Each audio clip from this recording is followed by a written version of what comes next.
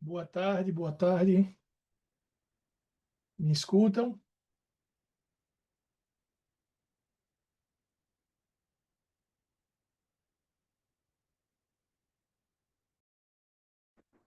Olá, professor, você me escuta? Olá, escuto bem. Marlete, você consegue me escutar também? Sim, eu vou Maravilha. tentar entrar pelo computador, que eu vou ter que apresentar no lugar da minha aluna, tá bem? Estou me organizando aqui. Não estou Não tem conseguindo entrar problema pelo novo. nenhum. Maravilha. Não tô cons- Obrigada. Eu vou apresentar o trabalho do overturismo. Acho que eu não sou a primeira, mas já estou aqui. É bom assim.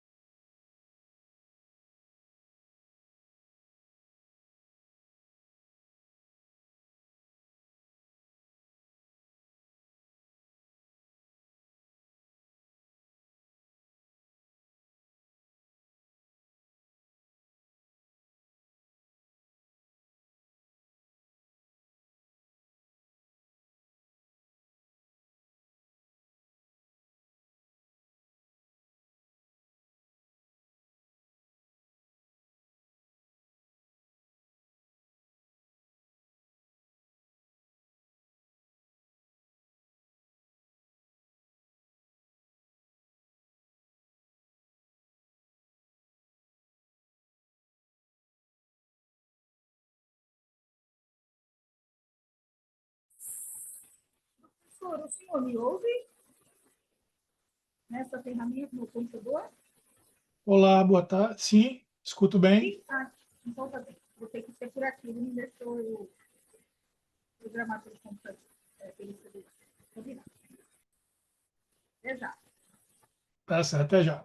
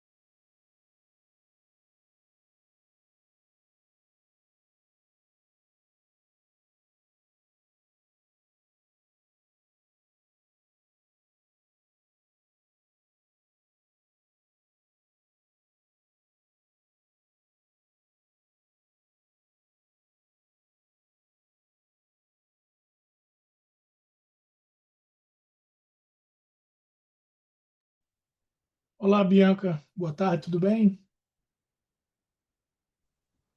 Me Olá, escuta? boa tarde.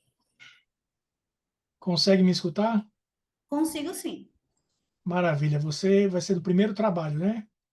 Então, Que bom. pela ordem, o primeiro trabalho é o seu. Aliás, a gente começa em 6 minutos. Se você quiser, já pode até colocar já o trabalho, já a apresentação para ir testando, né? Pronto, perfeito. Vou fazer isso agora. Muito bem. A gente testa, depois, quando o pessoal for chegando, a gente vai testando os outros, se forem chegando a tempo, né? Que é o ideal.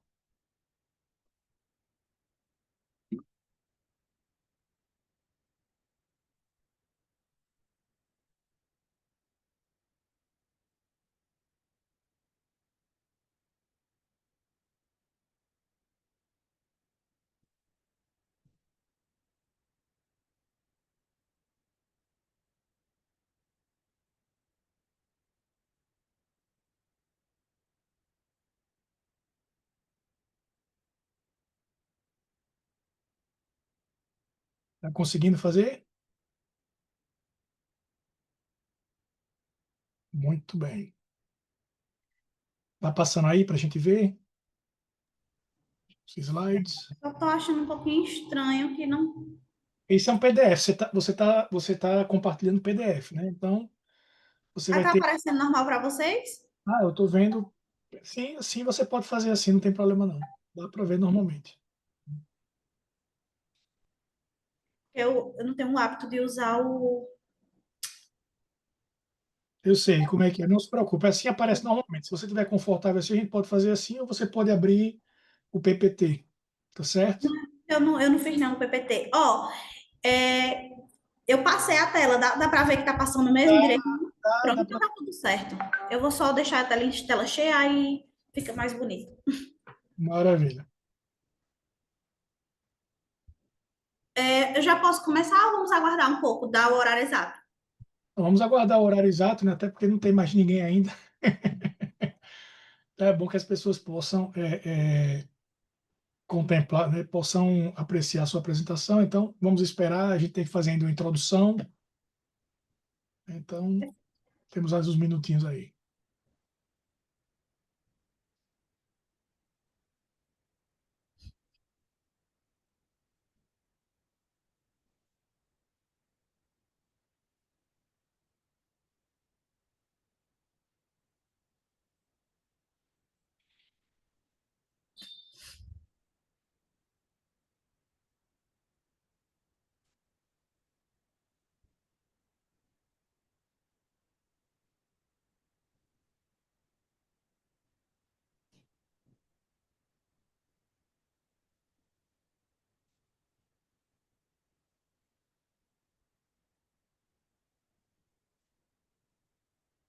Eu tô achando estranho que ainda não tem. Ah, começou a chegar o pessoal. Chegou o Fabiano também. Boa tarde, Fabiano. Olá, muito boa tarde, boa Boa tarde. tarde. Então, Fabiano, você está com que trabalho, Fabiano? Não, eu sou só ouvinte. Ouvinte. Ah, muito bem. Seja... Exato, obrigado.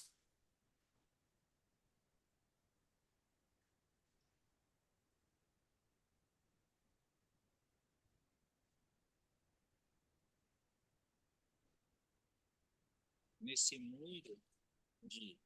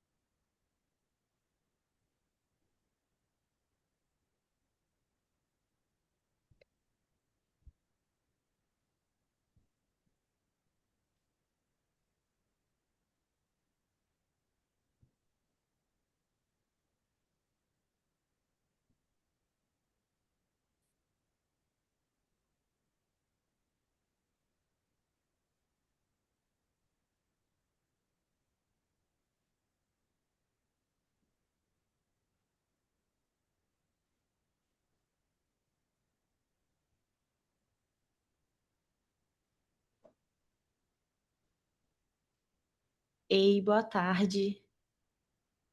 Tarde. Boa tarde, boa tarde. Boa tarde, Luísa. Então já temos aqui já um autor do trabalho 27. Temos um autor aqui do trabalho 12 e 15, que é a Luísa, não é, Luísa? Meu Isso aluno, mesmo. meu aluno do trabalho 2324 está tentando entrar, então a gente só está faltando. Aliás, tem também a Marlete, que é do trabalho 1423. Então nós temos aí, basicamente, né, apesar do meu aluno não ter entrado, mas é meu aluno, então nós temos aí um representante de cada trabalho, né? A gente vai poder começar em tempo. Eu vou dar um período aí mais ou menos 2 a 3 minutos de tolerância, né? E aí a gente pode iniciar.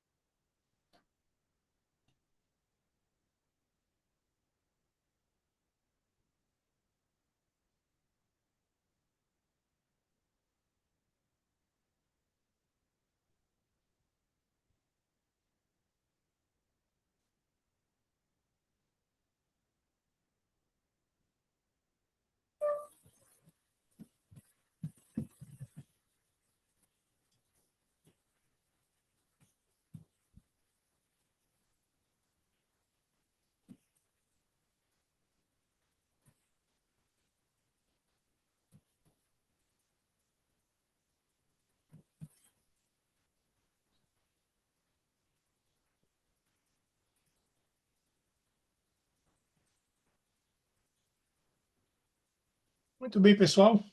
Boa tarde a todos. Um prazer estar aqui com vocês nessa sessão do SEMEAD 2025, que trata do tema de comportamento do consumidor. Esse tema que é tão relevante, né? E que cada vez fica mais interessante com os avanços da ciência, da neurociência, da tecnologia, enfim. É um prazer estar aqui com vocês.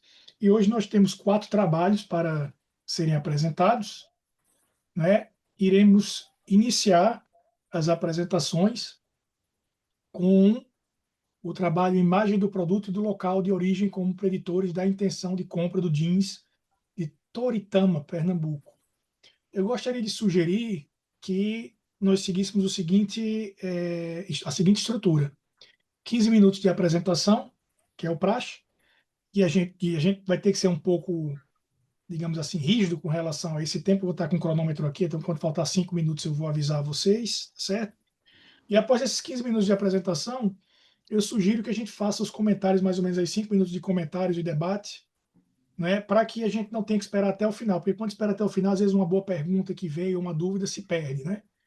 No final, se a gente seguir os 15 minutos cada trabalho mais 5 minutos de debate, sobra ainda 10 minutos que a gente pode fazer para as considerações finais, né? Então, se todos estão de acordo, nós já podemos iniciar agora. Todos de acordo? Maravilha. Então, vamos iniciar com o primeiro trabalho. Quem irá apresentar é a Bianca Assunção. Correto, Bianca? Isso. Pronto. Bianca, vou ligar o cronômetro quando você começar, tá bom? Você tem 15 minutos, por favor, fique à vontade. Muito obrigado. Tá, ok. Muito obrigada. Boa tarde a todos. Primeira vez aqui apresentando no SEMEAD, então é uma nova experiência. A minha pesquisa, ela é oriunda do meu projeto de dissertação no mestrado. né, que teve aí que tem como esse título Imagem do produto e do local de origem como preditores da intenção de compra do jeans de Toritama. Esse artigo foi desenvolvido por mim, por Anderson Gomes de Souza e também pelo José William, que também está aqui nessa sala. E aí, trazendo aqui a introdução, sabe-se que a indústria têxtil ela tem um papel econômico muito gigante e muito relevante no Brasil. São centenas de milhares de reais que movimentam essa indústria. E o jeans, dentro dessa indústria têxtil, tem um papel bem significativo também, porque é um produto muito democrático, de uso constante pelo consumidor, então é totalmente aceito ali pelos consumidores. Quando a gente pensa no jeans, realmente é um produto que está aí, independente da faixa etária, independente da classe social, as pessoas estão consumindo. E aí, dentro dessa perspectiva, buscou-se entender os fatores, né, de como a imagem do produto e a imagem do local de origem influenciam na compra do jeans. E por que exatamente essa temática? Eu estou aqui em Belo Jardim, Pernambuco, e Toritama, em específico, é bem pertinho aqui. Toritama é um arranjo produtivo local. E Toritama é fortemente reconhecida nacionalmente e internacionalmente por ser considerada a capital do jeans. É um grande reprodutor, né, um grande produtor ali do jeans dentro do Nordeste e um dos maiores a nível Brasil. Então, Toritama ela tem um gigante crescimento. Durante um período aqui do ano é feito também a questão do Festival do Jeans de Toritama, onde marcas, empresas, enfim, pessoas de diversos lugares do Brasil vêm participar. É a Fashion Week do jeans, literalmente. Então, tudo isso impulsiona. A cidade ela vive a confecção de jeans e é um importante polo de confecção aqui do Agreste. O Agreste, dentro aqui da sua configuração, tem Toritama, Santa Cruz, Caruaru e Surubim como principais ali polos de confecção. É um polo de confecção muito grande e Toritama vem se destacando realmente em relação ao jeans. E aí foram identificadas algumas lacunas de pesquisa para realmente definir por que fazer esse estudo. Primeiro, escassez de estudos sobre a intenção de compra do jeans. Nas pesquisas anteriores, em relação à Toritama mesmo, são muito focadas em alimentos, bebidas, produtos ecológicos, sustentabilidade. Então, a gente não encontra muitas perspectivas mesmo sobre o jeans de Toritama. Poucos estudos abordam a influência da imagem local do local de origem no setor têxtil e também a necessidade de explorar o comportamento do consumidor do jeans regional, já que é um produto amplamente conhecido e utilizado. Desse modo, o objetivo da pesquisa ficou da seguinte forma: investigar como a imagem do produto e a imagem do local de origem influenciam a intenção de compra do jeans de Toritama, Pernambuco. E por que a importância dessa pesquisa? Primeiramente, ela contribui para a compreensão teórica do comportamento do consumidor. Nós vivemos aí em busca de entender, né, de buscar compreender como se dá o comportamento do consumidor, que faz ele escolher X produto, X marca. Então, é bem interessante, porque a gente vai atualizando essas contribuições, vai trazendo novas perspectivas, e também oferece subsídios gerenciais para o setor de jeans wear, já que o setor de jeans é um polo tão representativo dentro ali da economia brasileira e, consequentemente, aqui também do Nordeste de Pernambuco. E também valoriza o branding territorial e a identidade produtiva de Toritama, né? Buscando entender aí como Toritama se destaca e a percepção das pessoas em relação a isso dentro da sua produção do jeans. O método dessa pesquisa. O caráter da pesquisa foi uma abordagem quantitativa, descritiva e transversal, e a coleta de dados se deu por meio do survey online via Google Forms. A amostra teve aí 501 participantes e foram utilizadas escalas Likert de 7 pontos, que foram adaptadas de estudos anteriores. Na análise dos dados, passou aí pela análise fatorial exploratória, modelagem de equações estruturais e foram utilizados os softwares SPSS e RStudio. Essas foram as escalas de mensuração, tá? A escala de imagem do produto composta de 6 itens. Foi uma escala adaptada de Rin et al., né, com base nesses outros autores. E essa escala ela mediu a percepção de qualidade, diferenciação e consolidação do jeans de Toritama. A imagem do local de origem foi composta por 7 itens e avaliou a imagem simbólica e produtiva de Toritama como polo do jeans. E, por fim, a escala de intenção de compra composta por 5 itens, que mede a disposição do consumidor para adquirir o jeans de Toritama. Esse foi o modelo teórico proposto, tá? E aí, foram formuladas as seguintes hipóteses, essas 3 hipóteses aqui. Hipótese 1, a imagem do produto jeans de Toritama influencia positivamente na intenção de compra do consumidor. Hipótese 2, a imagem do local de origem do produto influencia positivamente na intenção de compra do consumidor. E hipótese 3, existe uma correlação positiva entre a imagem do produto e a imagem do local de origem. Aqui agora partimos para os resultados, tá? Esse é o perfil da amostra, a maioria foi participante do sexo, né, feminino, do gênero feminino, e eu até confesso que me preocupei um pouco devido à participação principal ser feminina, nós buscamos, né, contar mais com a participação masculina, mas o que se percebe que as mulheres, elas tendem a consumir mais também o produto, né, então elas tendem a se identificar mais com esse tipo de pesquisa voltada para consumo do jeans, já que é mais consumido por mulheres. Solteiros, 48,7%, 45,9% tem entre 21 e 30 anos, 71,1% dos respondentes valorizam a qualidade do jeans, 71,5% compram jeans em lojas físicas, e o jeans de Toritama foi visto como acessível, né, e popular. E realmente hoje nós, quando a gente traz aqui para dentro da nossa realidade local, né, o consumo aqui, é um produto que é fácil de ser encontrado, que é popular porque tem a utilização da massa, então a gente consegue realmente destacar isso porque está bem de acordo com a realidade. Aqui são os resultados da análise fatorial, tá? Que mostrou, né, obviamente, a confiabilidade das escalas, o alfa de Combra 0,90. As comunalidades também ficaram adequadas, acima de 0,6. Os índices de QMO foram satisfatórios, tiveram aí boa adequação amostral. As cargas fatoriais ficaram acima de 0,7 e a variância explicada acima de 60%, o que colabora aí para o resultado, né, a confiabilidade da pesquisa. Aqui são os resultados do modelo, tá? Algumas tabelinhas aqui para vocês entenderem mais. Né? O modelo tem com bom ajuste, tem aqui esses numerozinhos bem difíceis, né, para vocês poderem ver. E as hipóteses foram confirmadas, H1, H2 e H3.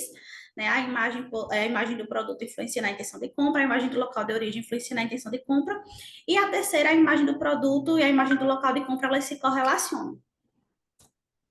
Trazendo aqui para a discussão, né, foi identificado que a imagem positiva do produto e do local aumenta essa intenção de compra e que existe uma relação bidirecional entre o produto e o local, ou seja, um reforça o outro, que na verdade foi um dos pontos dos principais achados desse artigo, na verdade, que foi trazendo justamente essa perspectiva que um acaba reforçando o outro. E com isso, se entende que as estratégias de marketing elas devem ser cada vez mais integradas, né, vinculando ali o produto ao seu território. E com isso, consequentemente, enfatizar os seus atributos de qualidade, autenticidade e criatividade, que são atributos valorizados pelo consumidor ali para ele decidir ter uma intenção de compra daquele produto. Como conclusões, temos aqui as implicações gerenciais, que seriam investir em campanhas que valorizem a conexão entre o produto e território.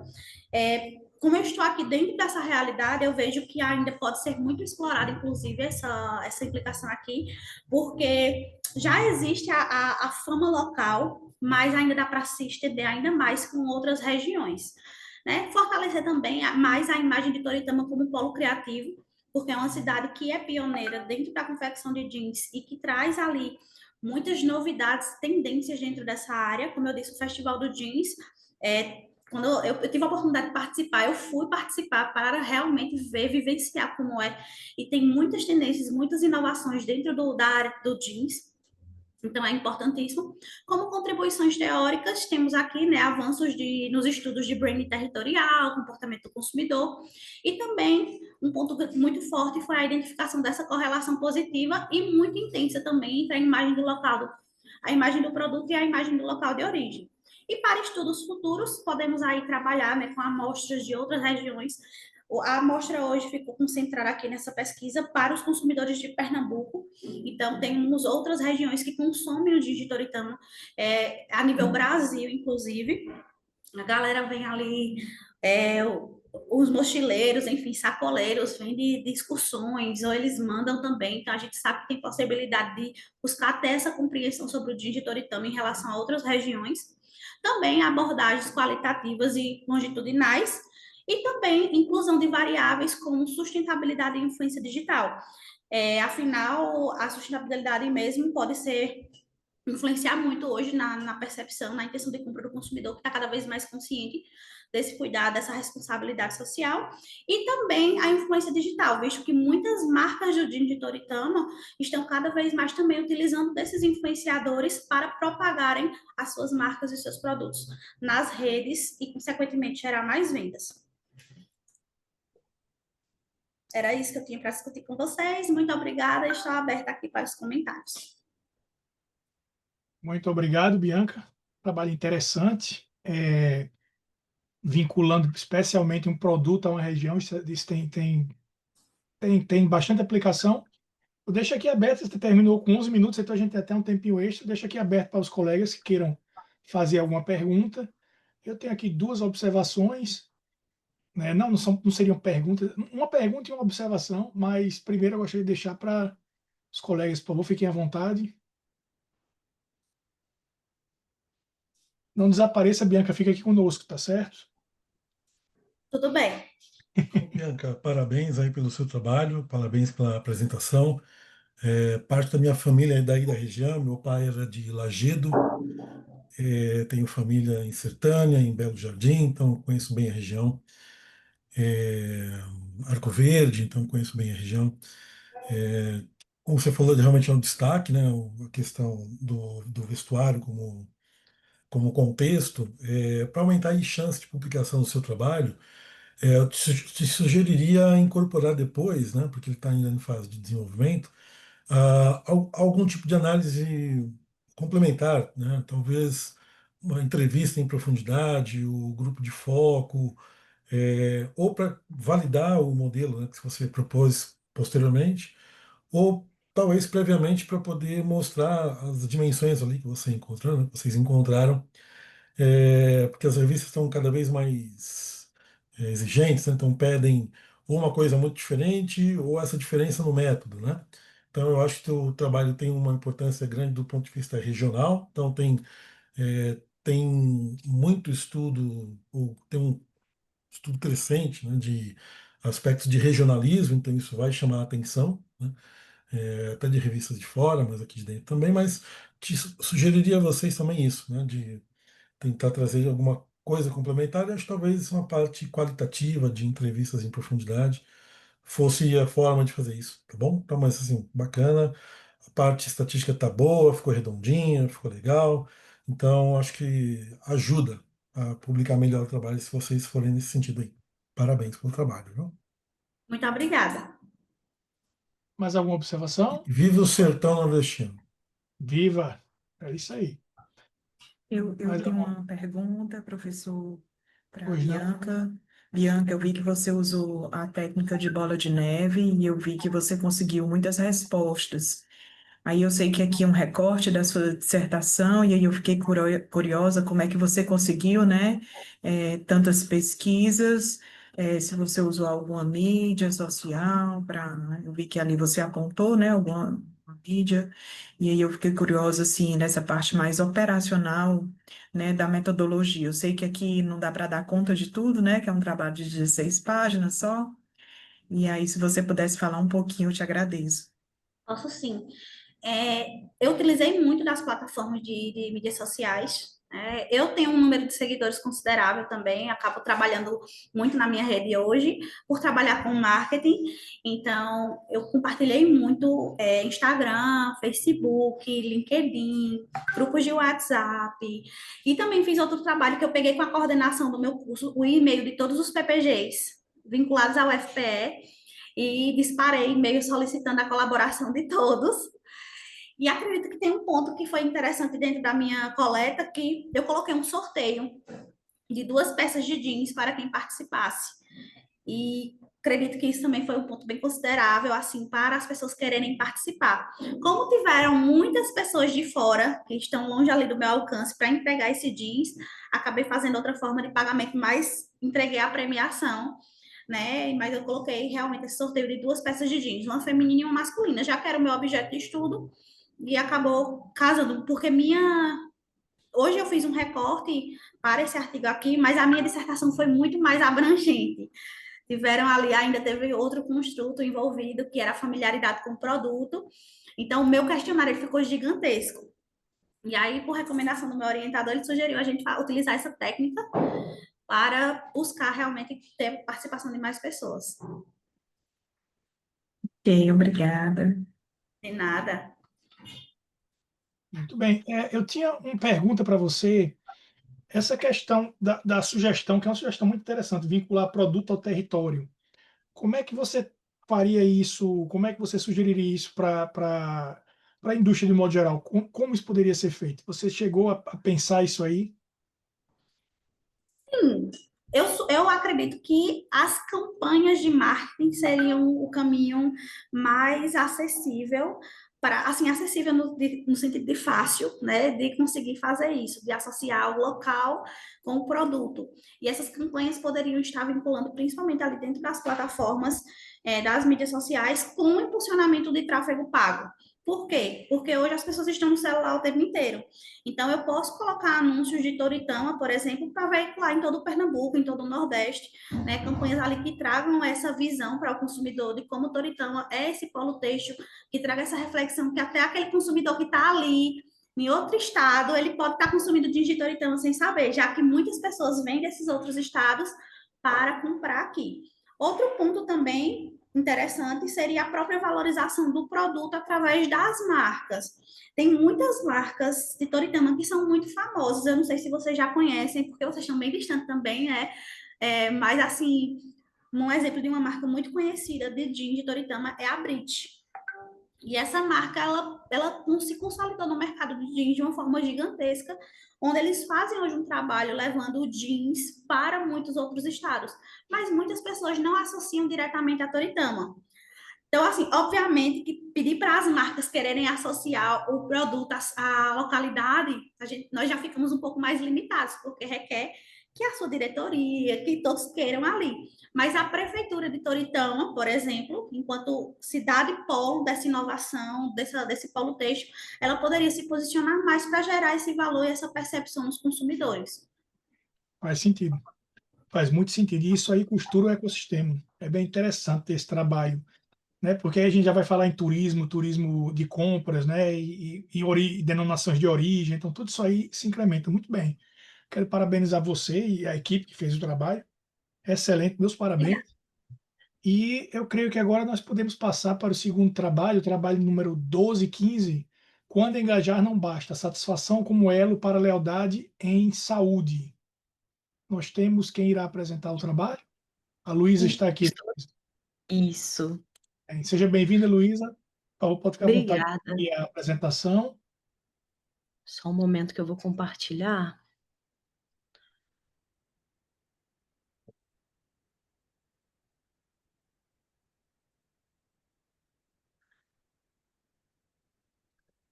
Muito Vocês bem, estão estou. conseguindo ver? Sim, você tem. Quando você iniciar, são 15 minutos, tá bom? Ok. Pode começar. Bom, gente, meu nome é Luísa. É um prazer estar aqui. Também é a minha primeira participação aí no SEMEAD.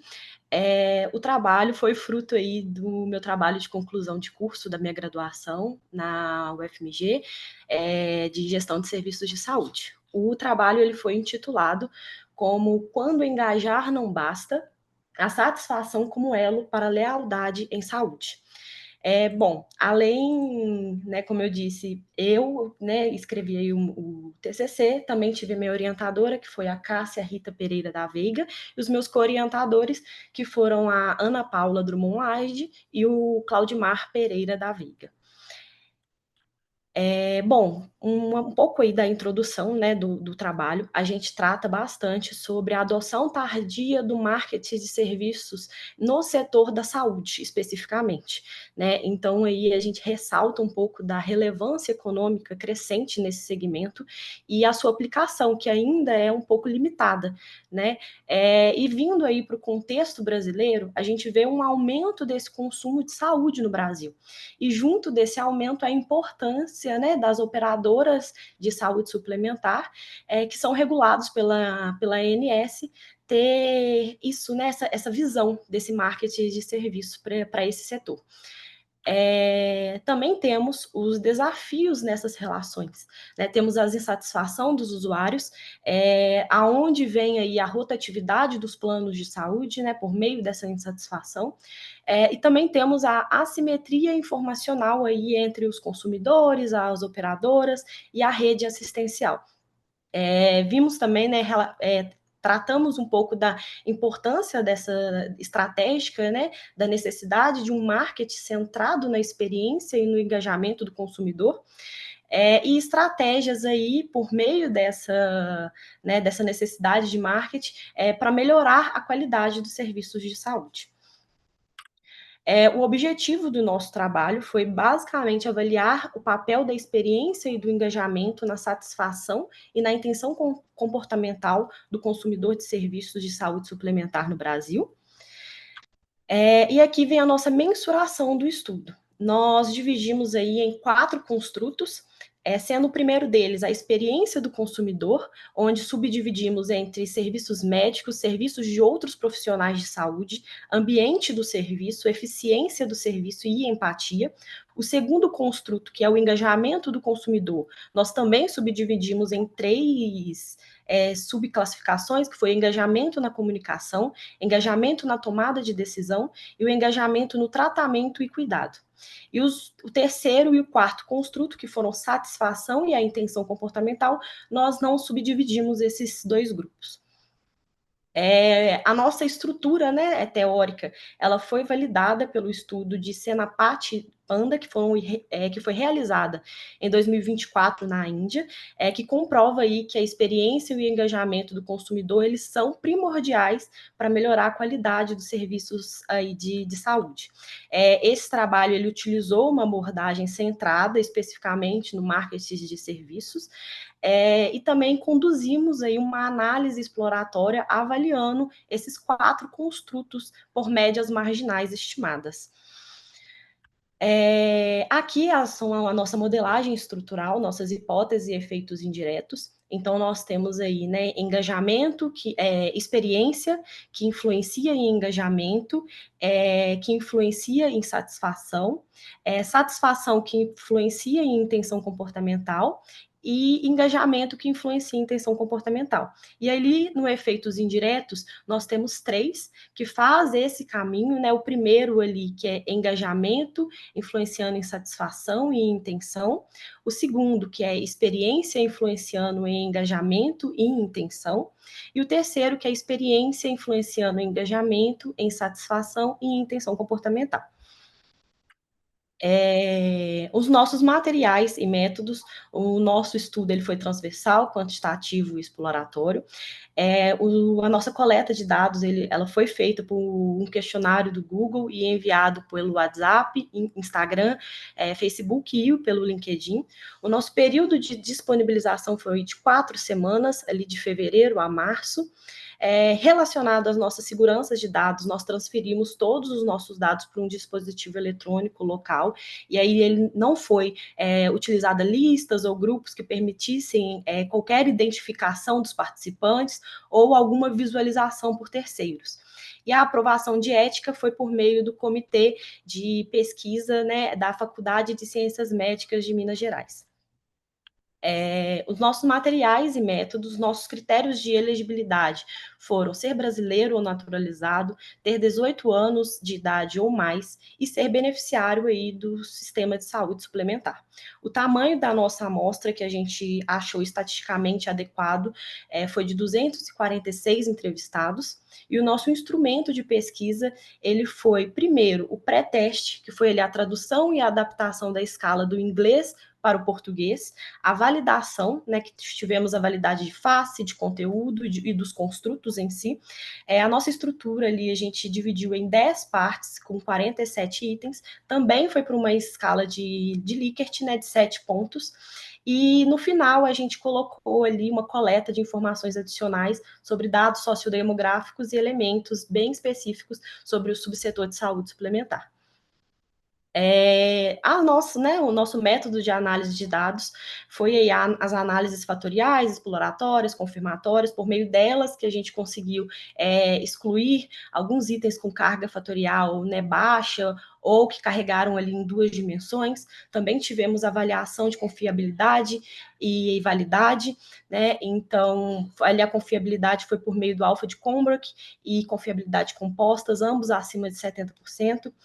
A validade convergente, que foi a AVE superior a 50%. Quando a AVE não foi superior a 50%, a gente manteve o item se a confiabilidade composta fosse acima de 60%. E a validade discriminante nós avaliamos na análise fatorial confirmatória. As nossas medidas, né, gerais de ajustamento, a gente utilizou o CFI e o TLI acima de 90% e o RMSA menor que 0,09. E todos os nossos testes de hipótese e os efeitos indiretos foram ali por meio da modelagem de equação estrutural interactive. Todas as análises foram feitas por meio do software Jamov, na versão 2.5, com linguagem em R, e o nível de significância foi fixado em 0,05. Os nossos resultados, nós tivemos um total de 294 participantes, mas elegível foram 274 participantes. Essa é a nossa característica, né, da amostra, foram 55% mulheres, 89% até 59 anos, 58% eram casados, 96% tinham um nível superior ou de pós-graduação, 67% eram trabalhadores assalariados e 50% com renda familiar mensal compatível com a classe B. 57% residia na região sudeste, 46% eram beneficiários do seu plano há mais de 10 anos, 50% tinham como tipo de operadora corporativa médica, 65% eram de planos corporativos. E 75% de pessoas com esses planos tinham coparticipação e apenas 10% utilizaram o recurso de NIP. Esse é o nosso modelo de mensuração. Nós mantivemos 34 itens, mantivemos os 10 construtos. Dentro desses 34 itens, nós já tivemos a eliminação, né, de 13 itens. Afinal, o nosso objetivo ali foi produzir esses índices, né, que atendessem ali a recomendação da literatura. Então, esses foram as nossas médias gerais de ajustamentos e os índices de adequação, conforme a validação que nós tivemos. Os resultados dos caminhos indiretos e indiretos. Aqui nós podemos ver que nas nossas hipóteses, das 4, 3 foram significativas. Então, com elas, nós conseguimos, né, ver que experiência, ela influencia significativamente ali em engajamento influencia em satisfação e satisfação influencia em intenção comportamental. Mas engajamento, ele não influencia diretamente em intenção comportamental. Ele precisa ali da satisfação para conseguir atingir esse nível aí de significância. E os efeitos indiretos, nós conseguimos ver o mesmo desenho, né? Ali no 1, a gente vê que engajamento, que influencia em satisfação e intenção, influenciam significativamente. O 3, né, que é ali experiência, engajamento, satisfação e intenção, também foi significativo, mas quando a gente vai para o 2, que é experiência, engajamento e satisfação, ele não é significativo. Então, sempre, para a gente ter uma intenção comportamental, a gente precisa ali da satisfação. Aqui a gente trouxe as médias marginais estimadas por regressões lineares, né? Então a gente pegou aí as modalidades dos planos as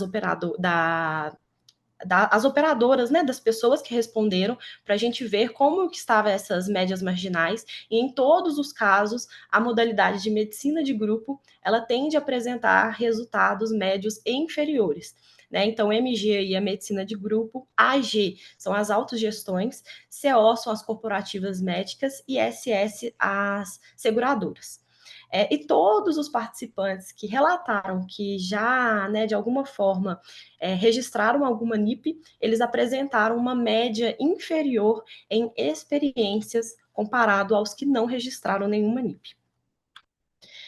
Discussão dos resultados. Nossa primeira contribuição é que a gente achou uma relação positiva e significativa entre experiência e engajamento, e que isso tem um impacto em experiência, onde aumenta aí o engajamento na tomada de decisão, da comunicação e a adesão ao tratamento e autocuidado do beneficiário. Nessa percepção, 80% dos nossos respondentes, eles afirmaram que o tempo para consulta médica era longo demais e 78% afirmam que a sobrecarga do sistema impacta negativamente na experiência. Como segunda contribuição, a gente viu que as relações diretas e indiretas, que experiência e engajamento, eles influenciam em satisfação e intenção comportamental.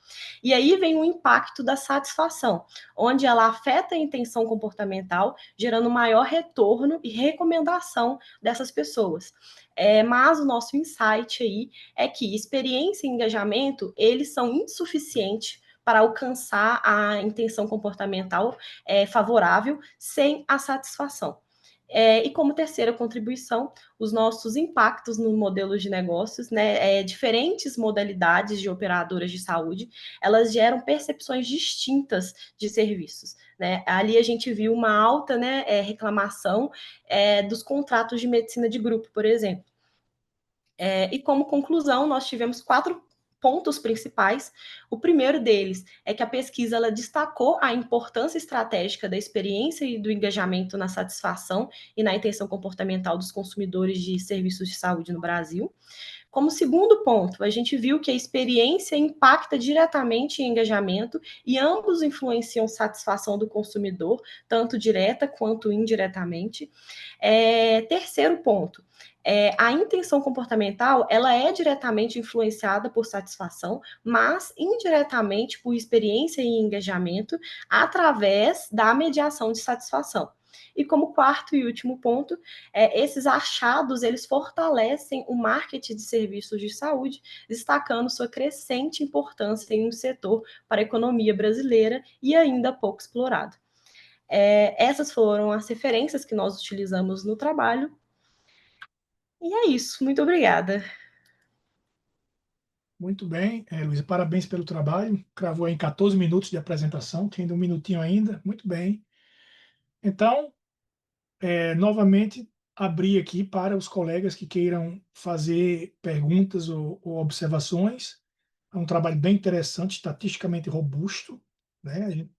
Estamos vendo aí trabalhos com uma boa robustez estatística, o que é bem interessante mesmo.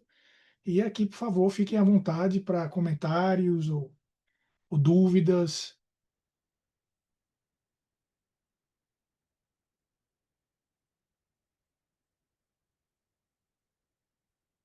Bom, assim, eu Oi? tenho duas perguntas. Opa, Pois por favor, por favor. pode falar, Flávio. Prosseguir, Não, desculpe. não, Flávio, pode ir primeiro, por favor. Tá, já, obrigado. Não, só confirmar, corroborar o que o professor falou sobre a robustez do trabalho, né, sobre a qualidade do trabalho. Um pouquinho na linha do que eu falei para o colega anterior, né, de tentar trazer também mais técnicas para reforçar o trabalho. Tem uma técnica que tem sido divulgada como importante para ampliar um pouquinho o trabalho de modelagem, se chama análise de condições necessárias. Análise de condições necessárias. Ela não é complexa, nada nesse sentido, mas ela ajuda, a partir da modelagem, completar um estudo, né? A modelagem ela é regressão, baseada em regressão, então tem essa perspectiva aditiva, né? Quanto mais de um, mais do outro, mais de um, mais do outro, ou se tiver negativo, quanto menos de um, menos do outro, tal. Mas é aquela coisa, né? As respostas que a gente utiliza, tudo na média, né? Aí, aquela coisa, a média engana bastante. E essa perspectiva de análise de condições necessárias, ela é bastante gerencial. Então, ajudaria bastante, eu acho que complementar o estudo. Então, sugiro procurar, qualquer coisa, deixa um e-mail aqui, manda o script do R, se precisar. É bem simples de entregar, mas bem legal de analisar. Bom, e eu sugeri isso aí só porque, de fato, estou vendo assim, os trabalhos estão muito bons, como o professor comentou, bons aí, robustos em termos de estatística, e para ter uma boa publicação, como as revistas estão mais exigentes, levar um algo a mais eu acho que vai ajudar. Tá? Mais nesse sentido, olha, leva o trabalho como está, mas coloca um algo mais para poder ajudar numa uma melhor publicação. Bom, é isso aí. Muito bem. Muito boa dica, de fato. Mais algum ponto? Eu tenho uma pergunta que é menos acadêmica e mais prática. Imagine que eu sou um gestor, né, nessa área de saúde e estou vendo esses seus dados. Como é que se impacta o meu planejamento de engajamento do meu cliente? O que que isso aí, quais seriam as medidas que eu poderia tomar baseado nisso aí? Já transformando esse seu trabalho em uma possível consultoria para o futuro.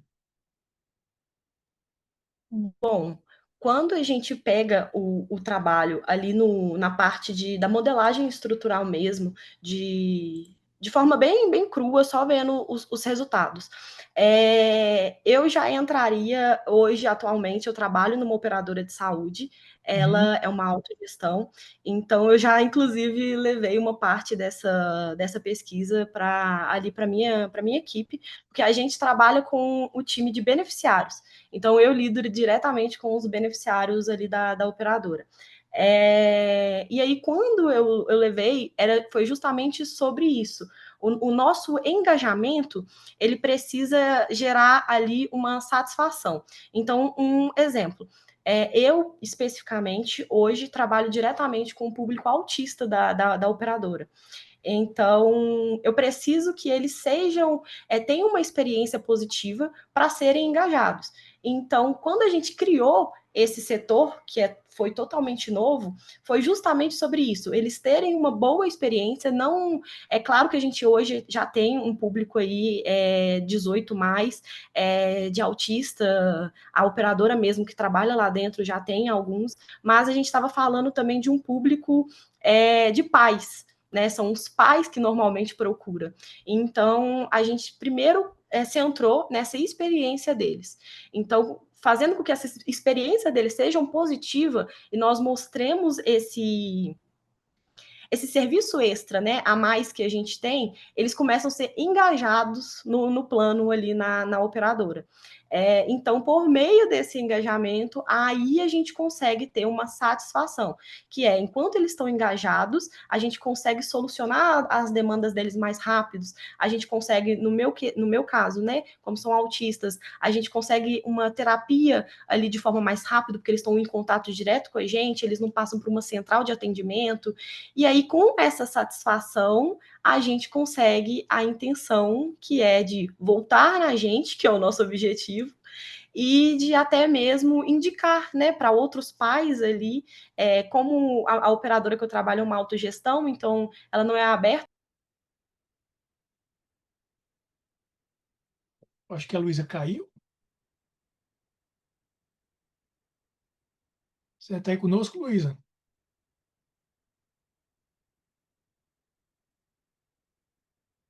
Voltou. O microfone está desligado, Luísa. Tem que ligar o microfone. Foi. Pronto. O site deu uma cortada, apareceu permissão ali em cima, mas finalizando é sobre isso, entendeu? A gente precisa fazer com que eles tenham primeiro uma experiência positiva com a gente, para eles que se Sim. sintam confortáveis em ficar engajados, para a gente ter essa experiência positiva para eles. Maravilha. Interessantíssimo isso aí. Muito bem. Parabéns a você e à equipe que fez o trabalho. Muito bom mesmo. Dando Obrigada. continuidade, nós temos agora o trabalho de número 1423, Caraguatatuba Residents' Perception about the Impacts of Overtourism in the City. Eu não quero nem imaginar como é que você pronuncia Caraguatatuba com um sotaque gringo, né? Não vou tentar, mas vamos lá. Quem vai fazer a apresentação é a professora Marlete, se eu não me engano, né? O professor Flávio, ele também ele trabalha Professor Flávio também, Oi, ótimo. Então, ele temos tá com aí, o trabalho me está muito ouvem? bem. Tudo tranquilo? Sim, A apresentação está sendo vista também? Tudo ok? sim, tudo ok. Podem Ah, começar. tá bom. Obrigado, pessoal. Então, é um trabalho sobre overturismo na cidade de Caraguatatuba, que fica no litoral aqui de São Paulo, feito aí pela Jaqueline Prado da Silva, que é aluna do Instituto Federal lá de Caraguá, orientado pela professora Marlete, que está aqui com a gente, e com a minha participação também nesse trabalho. Então, do que trata o trabalho, né? Qual que é o contexto? A gente tem visto cada vez mais ao redor do mundo práticas de turismo crescentes. A gente viu recentemente ali o roubo no Louvre, e aí todo mundo deve ter tomado contato com notícias ali sobre o Louvre, a quantidade imensa de visitantes que tem por dia. Se não me engano, são 20 mil pessoas que visitam o Louvre na França todo dia, né? E mesmo com todo esse montante de visitantes, isso não impediu que, por exemplo, o museu fosse roubado de uma maneira meio que simples, quase até, não me arrisco a dizer.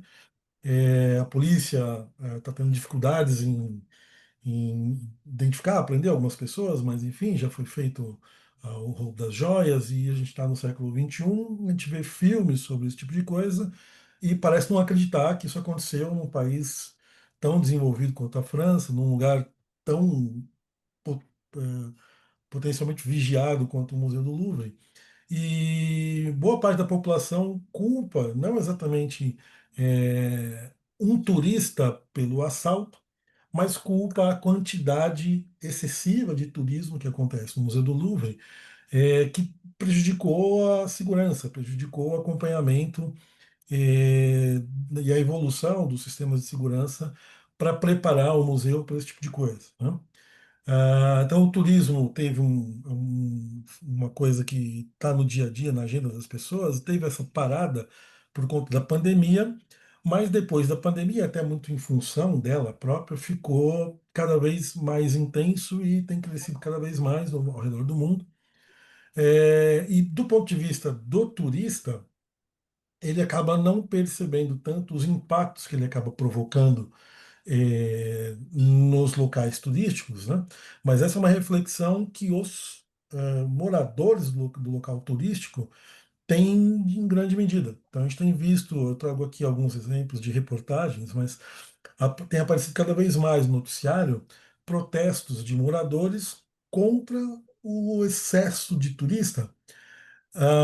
Não exatamente, né? Na realidade, o morador ele acaba protestando contra a presença de turista mesmo, tá? O morador de um local turístico, ele não usa a palavra excesso de turismo ou overturismo. Ele está já revoltado com a presença de turista mesmo. Então, locais como, por exemplo, Portugal, que a gente sempre teve a informação de que é um lugar mais receptivo aos brasileiros, tem ficado menos. A gente ouviu relatos de brasileiros sendo agredidos, a gente ouviu relatos, se você procurar, você vai encontrar casos assim de protestos contra a presença dos brasileiros, porque precariza a mão de obra, rouba a mão de obra mais especializada do próprio português. O português Portugal passou por um movimento, porque está na Europa, né, de também migrar para outros lugares em busca de trabalhos mais bem remunerados, mas nem todo mundo faz isso e quem fica sofre bastante, por exemplo, um problema disso, né, de excesso de turismo, e aí começa a relacionar o turismo a presença do turista, a presença do imigrante, ou de alguém que vem de fora, relacionado sempre a eventos negativos, né? Então, a gente viu muitas notícias, tem acompanhado, e o tempo todo aparecem notícias como essas aqui que a gente está vendo, de protesto contra a presença do turista, mas uma série de outras coisas que derivam dessa perspectiva negativa em relação ao imigrante, né? Que o turista, ele é alguém de fora, tudo bem, você pode ter em Barcelona alguém do sul da Espanha ou do norte da Espanha visitando, ou de outra região da Espanha visitando, mas certamente a perspectiva de quem está fazendo essas manifestações não é contra o turista do próprio país, é contra o turista que vem de fora. Então tem uma carga negativa de negação dos imigrantes também, né? Isso puxa outros tantos problemas. Então, esse é um fenômeno que está crescendo no mundo inteiro. Eu trago aqui coisas muito relacionadas na Europa. Não se vê de maneira tão intensa, não me lembro de ter visto um noticiário disso, por exemplo, nos Estados Unidos, ou na Austrália, ou na China, ou no Egito, outros lugares bastante visitados, mas na Europa isso está bastante forte, né? E aí o estudo, ele buscou realmente olhar o quanto esses impactos potencialmente negativos do excesso de turismo pode ter para a população local, mas isso da perspectiva de pessoas que moram na cidade, né? Então, a gente poderia ter olhar, né? Tem uma outra vertente, né? Poder olhar um caminho teórico de olhar pelo lado do próprio turista, né? O quanto ele entende que ele ou ele percebe ou não percebe, mas que impressões ele tem do impacto que ele causa. E aqui não, aqui a perspectiva adotada foi olhar do ponto de vista do próprio morador da cidade, e aqui em Caraguatatuba, porque tem ligações regionais fortes, como o primeiro estudo, né, que olhou ali em Turitama. Tem uma ligação forte, né, com a própria cidade. Caraguá é uma cidade turística bastante forte aqui em São Paulo, né, no final do ano. Nas datas comemorativas, acaba sofrendo muito o impacto do excesso de turismo. E por mais que a cidade se proteja e a região como um todo acaba tentando se proteger, né? Tem algumas iniciativas de, por exemplo, cobrar taxas mais altas de permanência de um turista na cidade, algo que não era pensado há muito tempo atrás, né, de cobrar uma taxa pela presença do turista. Isso já tem sido implementado muito nas cidades da região, e até com o aumento dessa taxa, para ver se tenta, de certa forma, inibir um pouco mais isso, esse fluxo, né? O que acaba sendo um paradigma, né? Um paradoxo, na realidade, perdão, por conta de que o turismo tem um outro lado, né? O turismo também ele tem uma série de benefícios, né? Econômicos, principalmente para as cidades. Caraguá é uma cidade turística, basicamente, ela vive do turismo. O litoral sul de São Paulo vive basicamente do turismo. O município de Santos ainda até tem bacias de extração de petróleo, isso gera royalty por conta da exploração do petróleo, mas Caraguá não, né? Então ela vive basicamente do turismo, né? Então é um paradoxo, né? Você, por um lado, fazer ações de estímulo ao turismo, porque do ponto de vista econômico é importante para a cidade, e por outro lado, eventualmente conviver com um sentimento antiturista ou antiturístico, por conta do outro lado, dos malefícios causados pelo excesso de turismo, né? Então, o que a literatura já sabe sobre o excesso de turismo, né? O primeiro é a definição, né? Então é um fenômeno já reconhecido, definido, não tem nenhum problema ontológico de ainda se comprovar se existe ou não, né? Apesar das notícias todas que se vê, já tem estudos, já tem bastante estudos definindo o que é o overturismo, mas nada mais é do que isso mesmo, né? Uma quantidade excessiva, além da capacidade de recepção que aquele destino turístico pode ter. Mas não para por aí, porque isso seria só a quantidade, mas na realidade o excesso de turismo olha para os impactos, né, da quantidade excessiva de turistas. Então, na qualidade de vida das pessoas que vivem na cidade, na experiência do próprio turista, né? Todos nós provavelmente já tivemos algum tipo de experiência de ir a uma padaria num lugar que tem um excesso de turismo e encontrar uma fila grande, no mercado encontrar uma fila grande, e nas atrações e ver filas maiores também, né? E nem sempre se tem uma infraestrutura adequada para poder suportar isso tudo. Então, é a quantidade excessiva de pessoas, mas na realidade o impacto que isso causa para os moradores e para os próprios turistas que estão tentando viver aquela experiência, né? Do ponto de vista teórico, até já tem até um enquadramento teórico de mais ou menos consensual, do quanto esse excesso de turismo acaba trazendo um ciclo por um lado, de alegria, de euforia, de excitação, mas também o outro lado, que é a irritação, aqui, antagonismo, que é o lado contraditório de você estimular o turismo por conta do benefício é, econômico, mas o outro lado de causar transtornos para as pessoas que moram, mas também para o próprio turista, né?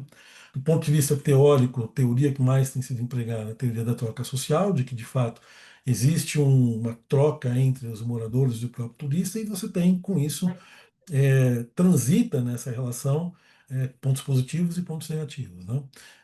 Benefícios a gente elencou aqui, mas são todos praticamente de natureza econômica.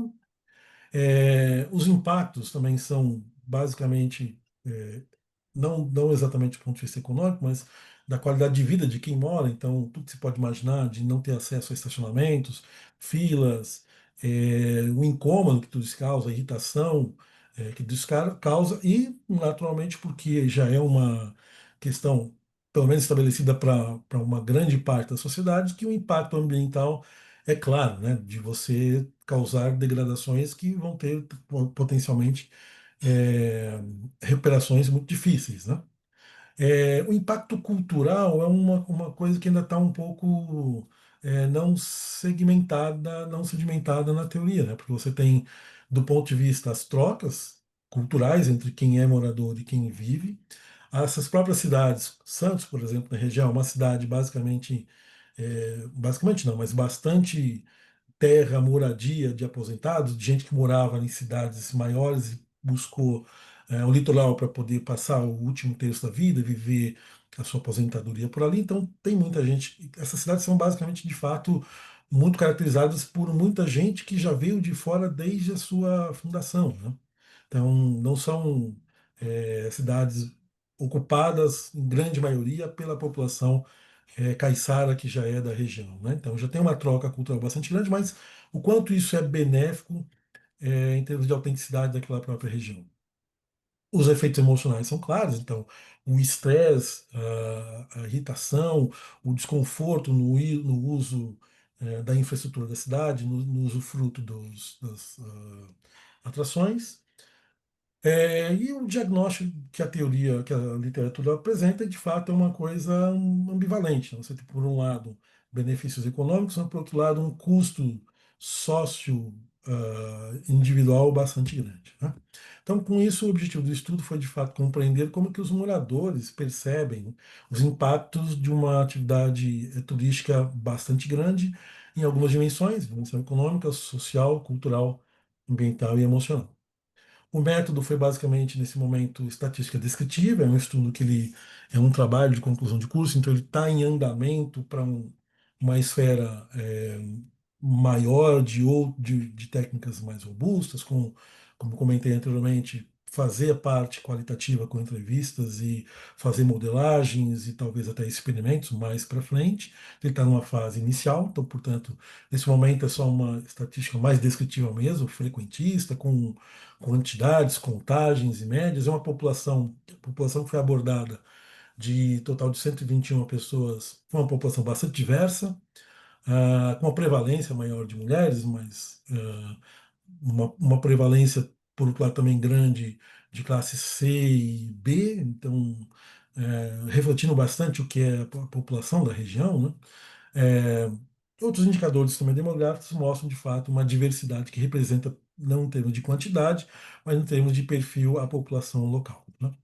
Os resultados mostram um pouco, corroboram que a teoria, o que os estudos existentes já apontam, né, dos benefícios econômicos sendo percebidos pela população. Então, a imensa maioria da população vê ganhos em termos comerciais, em termos de PIB, em termos de geração de empregos, em termos econômicos, de uma maneira geral. Por outro lado, é a ambivalência, né? Vem o quanto isso dificulta, por exemplo, viver na própria cidade, né? Com aumento maior de preços, com aumento de custo de vida na cidade, aumento de moradia, aumento nos gastos, nos custos das próprias instalações turísticas, né? No preço para poder usufruir do que é turístico na cidade. O morador acaba sendo impactado por isso também, né? Embora ele tenha todo o ano para poder visitar a atração turística, é uma cidade praiana, uma cidade litorânea, então basicamente o movimento de interesse é no verão mesmo, né? É, Impactos sociais negativos, como eu comentei anteriormente, não, a questão da ambivalência, no quanto se percebe ou se associa aumento de criminalidade ao excesso de turismo, aumento de vandalismo, aumento de uma sensação de não ser tão bom viver naquela cidade por conta do excesso de turismo, né?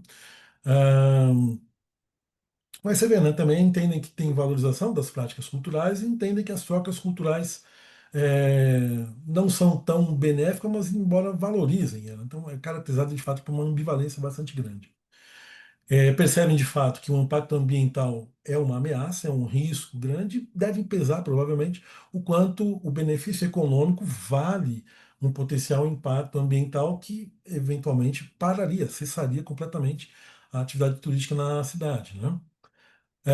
Então, sim, nessa fase ainda exploratória, deu para perceber que, ainda, embora não hajam manifestações grandes do overturismo na cidade de Caraguatatuba e na região, mas isso é um pavio que está prestes a ser aceso, né? Porque o sentimento de ambivalência está bastante presente.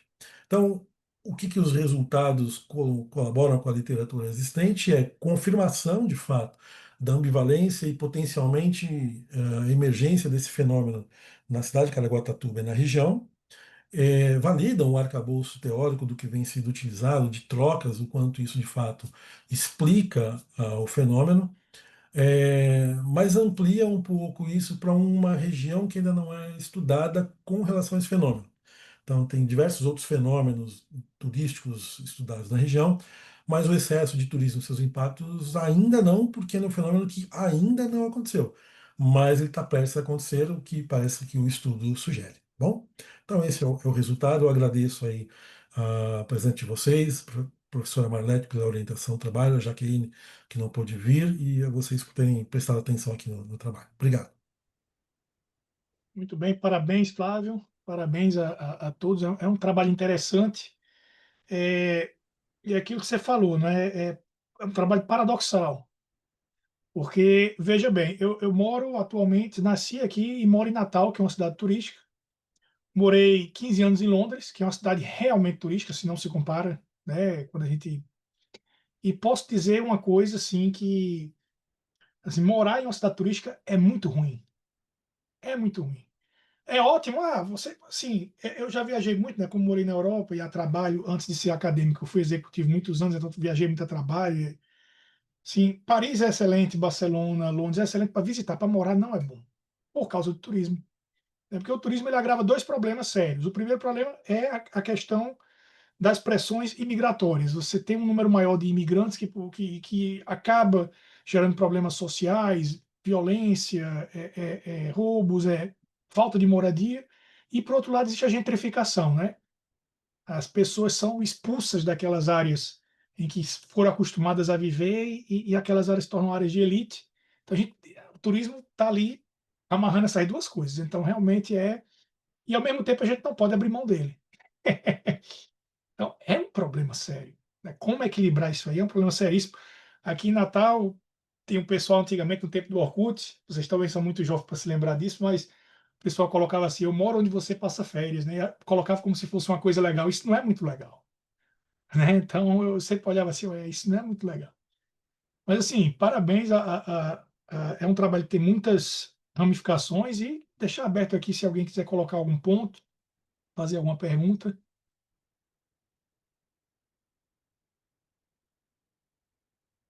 Gostaria de acrescentar alguma coisa? Fiquem à vontade, por favor. Eu tenho certeza, professores, que esse trabalho vai ter bastante ramificações, né? Uma vez que vocês se aprofundem mais nisso aí e levantem todas essas questões que traz, né? Porque a gente pensa assim no impacto turístico negativo, a gente pensa em grandes cidades, mas quando a gente está pensando em cidades menores, mas também tem o seu impacto, né? É muito interessante ver isso aí. Muito bem. Então, dando continuidade, o último trabalho que vai ser apresentado é o trabalho de número 2324, Psychological Triggers and Conversion in Digital Advertising, Evidence from an Experiment in the Solar Energy Sector. Esse trabalho é de um aluno meu, que infelizmente ele não pode estar aqui, então eu vou fazer uma apresentação muito breve dele. Não tenho o mesmo, digamos assim, domínio que o aluno teve para fazer o trabalho, obviamente que ele teria apresentado muito melhor do que eu, mas é aquela coisa, não é o ideal, mas é o possível, né? Então ele colocou até o título aqui em português, uso de estratégias persuasivas, né? Anúncio de tráfego pago. Então, temos aqui o principal aluno, né? Uma equipe fez esse trabalho, mas o principal aluno, né, é o Marcos Solon, que é graduado de administração da UFRN, foi o TCC dele da UFRN, agora está fazendo pós-graduação em Data Science e Analytics na USP e trabalha como analista de dados. Então, vamos lá. Primeiro ponto interessante desse trabalho, né, os temas da introdução, publicidade digital, né, ele trabalha dentro da publicidade digital, né, que é o principal canal de investimento em marketing no Brasil e no mundo, né? E as empresas, quando estão investindo em publicidade digital, estão usando gatilhos mentais, né, para aumentar engajamento e conversão. Esses gatilhos, né, como nos traz Cialdini e outros autores, como escassez, prova social, autoridade, afeição, enfim, uma série de truques que beiram o antiético, né? A gente poderia questionar até que ponto é aceitável tantas estratégias claramente abertas de manipulação que se pode fazer com a comunicação, mas, né, fica uma coisa muito assim difícil de controlar, de dizer o que pode e o que não pode, né? E poucos estudos ainda analisam os efeitos dessas estratégias em empresas locais aqui no RN, especificamente na área de energia, né? Então, o autor, né, trabalhou, viu o crescimento, né, desse tipo de estratégia de trabalhos para 85% a 2028, né, pelo MIT Technology Review, então um aumento desse tipo de estratégia nas empresas, ausência de estudos empíricos, né, e crescimento da publicidade digital justificou o trabalho, digamos assim. Né? Então, qual foi o objetivo geral? O autor ele quis saber, né, analisar a eficácia de diferentes gatilhos mentais, né? Reciprocidade, aprovação social, autoridade e escassez. Esses 4 gatilhos tirados de Cialdini em campanhas de anúncio pago no Meta Ads, no Facebook Ads, medindo o impacto no engajamento e conversões, né? Então, o objetivo específico era comparar as taxas de conversão e engajamento dos anúncios, né, relacionados a serviços de energia solar fotovoltaica, e identificar o impacto dos gatilhos mentais sobre diferentes públicos. Basicamente, o que o aluno quis fazer foi o seguinte: qual é o melhor gatilho para a gente fazer propaganda desse serviço? Qual a mensagem que nos trará mais benefícios? Por onde nós devemos ir para convencer o público, atrair o público? Né? Então, os termos gatilhos mentais, né, digamos assim, a fundamentação teórica vem principalmente do Cialdini e de Ferreira, né? Então, só que revisitando esse ponto, né, gatilhos mentais são princípios universais de persuasão que atuam como atalhos psicológicos, permitem decisões rápidas com base em estímulos como autoridade, escassez, reciprocidade e aprovação social. E, basicamente, a ideia do gatilho mental é que ele desliga aquela parte do cérebro que trabalha lentamente, que analisa as coisas lentamente, né? O sistema 2, como é chamado por Daniel Goleman. Aliás, não por Daniel Goleman, por outro autor, agora eu me esqueci o nome do autor, mas ele tira você do sistema analítico e ele põe no piloto automático. Né? Você reage sem pensar. Então, isso aqui é basicamente um gatilho mental. Você vê como a coisa está acabando, último produto. Aí você quer correr e comprar, você às vezes nem precisa, mas porque o último produto ele ganha mais valor. Não ganha de fato, mas ganha de percepção. Né? Então, os 4 gatilhos utilizados: prova social, basicamente a mensagem é outros já escolheram. Reciprocidade, o que eles fazem? Você ganha algo primeiro, né, ao receber aquela mensagem, antes de comprar o produto. Autoridade, né, vendendo aquela ideia de confiar em quem entende, nós entendemos, nós temos autoridade. E escassez, que foi essa sua última chance. Então, essas 4 mensagens. A pesquisa foi exploratória, né, uma abordagem mista, mas foi uma pesquisa qualitativa, não teve um vasto universo para ser considerada uma pesquisa quantitativa, né? Os dados foram obtidos em campanhas reais da empresa MR Engenharia Solar, ou seja, dos e-mail shots e das mensagens enviadas para os clientes. Foi durante o período de 8 semanas de veiculação contínua, né? E os gatilhos eram aplicados em anúncios com configurações idênticas. O anúncio tinha mais ou menos o mesmo tamanho, o mesmo formato, apenas a mensagem usava um gatilho diferente, né? As configurações da campanha, né? Nas semanas 1 e 5 utilizou-se o gatilho da prova social, nas semanas 2 e 6 o gatilho da reciprocidade, semanas 3 e 7 autoridade e 4 e 8 escassez, ou seja, foi-se mudando os gatilhos, né, de semana em semana, né? Utilizando-se o mesmo orçamento, né, via mensagens de WhatsApp, estratégia de lance, volume mais alto, o público era em 4 níveis com execução sequencial, né? Tentou-se também engajamento com o Instagram, um público semelhante, interesse, público amplo, quer dizer, no Rio Grande do Norte, pessoas com mais de 24 anos, ou seja, usou-se os mesmos critérios para as diferentes, para as diferentes, os diferentes gatilhos. E quais foram os indicadores avaliados, né? Baseado na literatura, 4 indicadores foram os avaliados para considerar qual é o, digamos assim, o gatilho mais eficiente.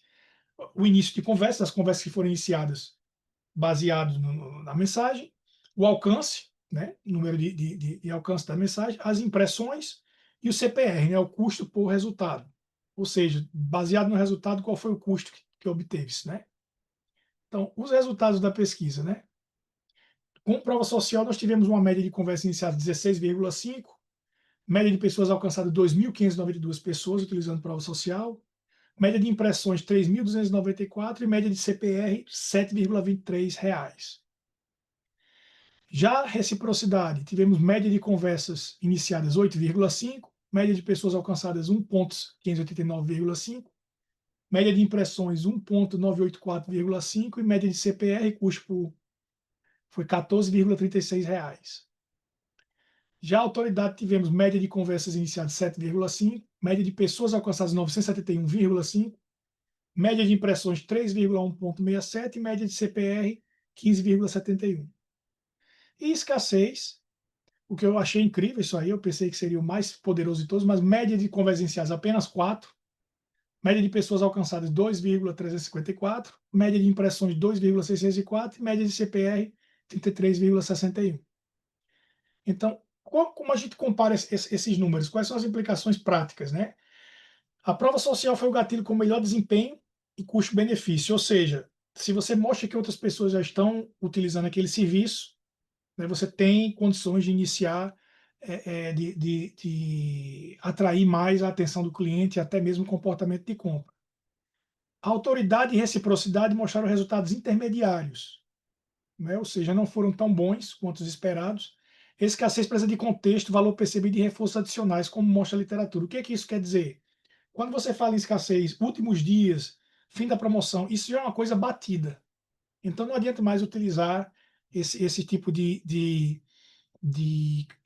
comunicação, porque estamos já praticamente vacinados, né? Então precisamos ser mais sutis, né? Então a execução criativa e familiaridade do público são determinantes, né? Obviamente que o gatilho em si ele precisa ser desenvolvido de uma maneira que o público absorva e que faça parte digamos assim, do seu contexto de entendimento. Esses gatilhos funcionam, mas a eficácia vai variar conforme o contexto, né?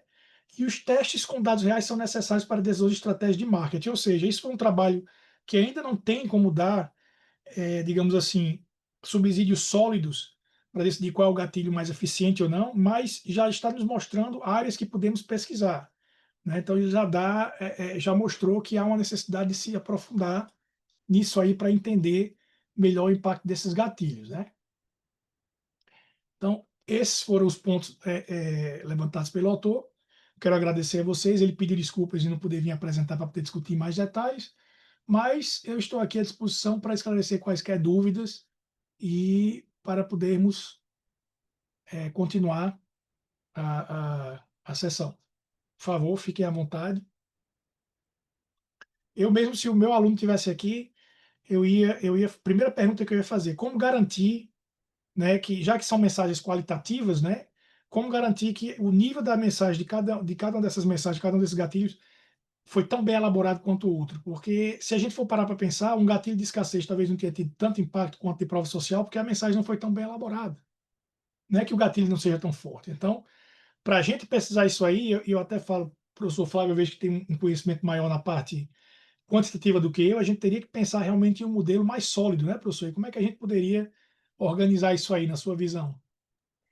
É isso, eu acho que provavelmente aí, professor, a sequência do trabalho, desse interesse de pesquisa, é fazer experimentos mesmo, né, de fato, de definir, né, que parte do fenômeno se quer explicar e que variáveis podem é, construir essa relação com a variável dependente que se quer explicar, mas o mais importante é que mecanismos podem estar no meio, né, ou mediando ou moderando para poder explicar o fenômeno. Então, muito provavelmente, a próxima etapa ou alguma etapa posterior vai passar por isso, né, fazer isso de uma maneira experimental. E como é uma coisa que está calcada em internet, a própria execução vai ser, não digo fácil, mas mais facilitada, né? Vai poder colocar isso, de fato, num site ou num formulário eletrônico e conseguir coletar online mesmo, né? Não vai precisar fazer nada de campo, formulário na mão, numa loja física, nada disso. Dá para fazer via internet com uma certa rapidez, facilidade até, né? Mas muito provavelmente vai para esse lado, sem dúvida.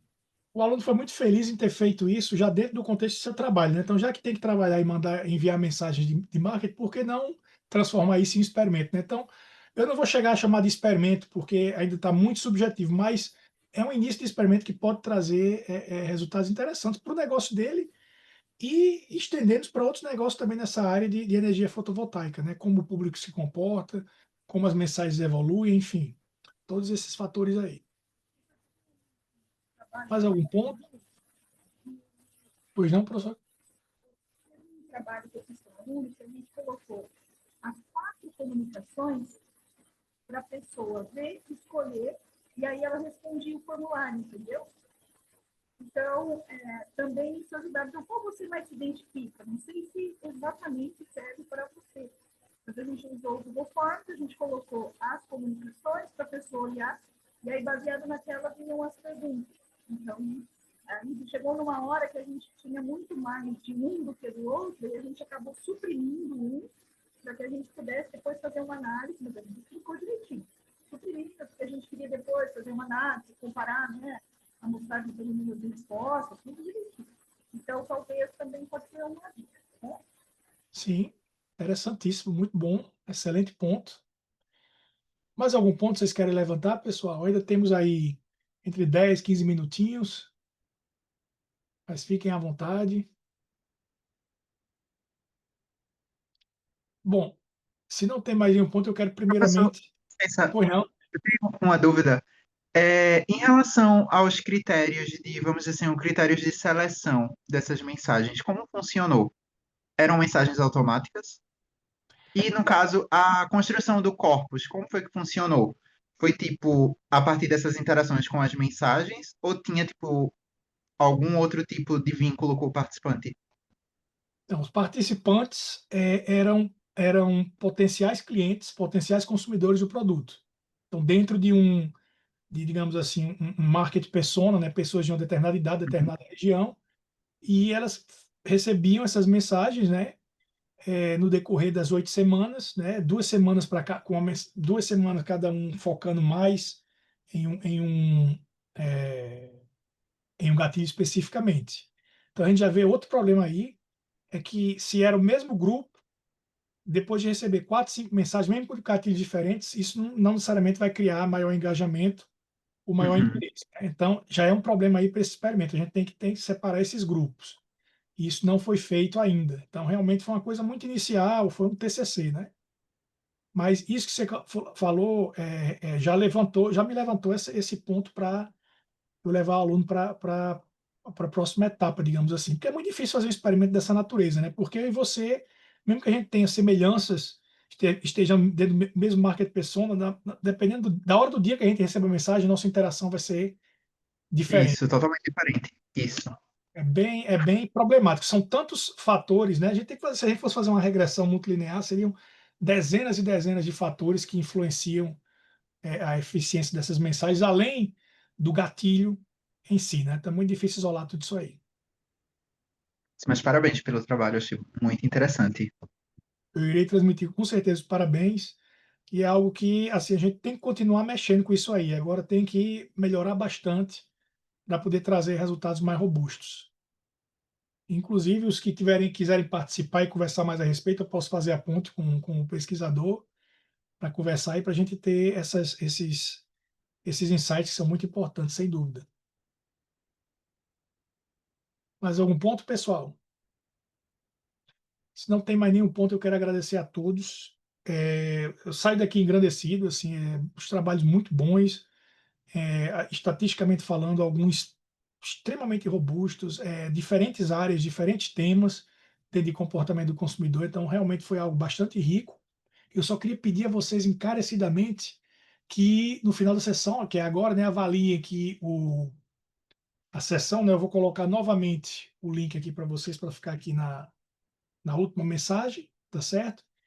Vou deixar aqui também o meu telefone, meu e-mail, caso vocês queiram se comunicar ou qualquer dúvida, ou qualquer coisa, fique à vontade de colocar o e-mail de vocês também, né? E realmente foi um prazer estar aqui. Obrigado, Flávio, Marlete, Tyson, Cora, Luísa, Cleito e todos Bianca, que já saiu, e todos que participaram. E espero revê-los em breve. Muito obrigado mesmo. Obrigada, Abraço, professor. pessoal. Até mais. Obrigado. Obrigado, Não se pessoal. esqueçam Até de Obrigado. amanhã. escutar. Um abraço. Até mais. Até logo. Tchau, tchau. Tchau, tchau, professor. Um abraço.